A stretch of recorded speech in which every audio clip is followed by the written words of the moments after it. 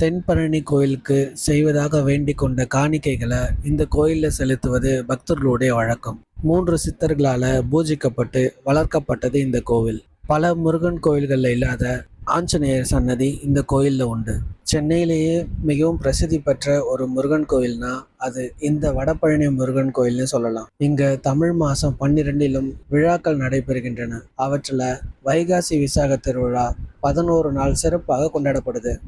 ஆனி மற்றும் ஆடி மாத கிருத்திகையில் சிறப்பு பூஜைகள் மேற்கொள்ளப்படுது. ஐப்பசி மாதம் 6 நாட்கள் கந்த சஷ்டி விழா சூரசம்காரத்துடன் சிறப்பாக நடைபெறுது.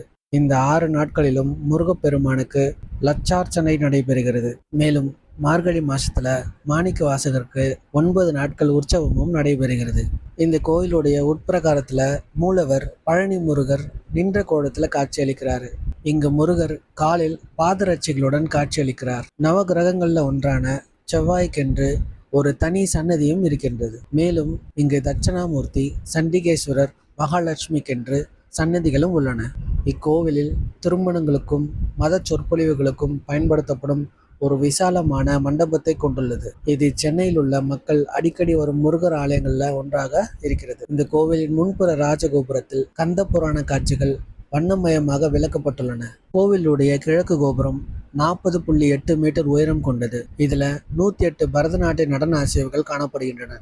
இந்த கோவிலில் தலவிருட்சமாக அத்திமரம் உள்ளது. இந்த கோயிலுக்கு வரும் பக்தர்கள் பசியோடு திரும்பி போகக்கூடாதுன்னு மதிய வேளையில கோயிலுக்கு முன்புறத்தில் இருக்கிற மண்டபத்துல தினந்தோறும் அன்னதானம் வழங்கப்படுது.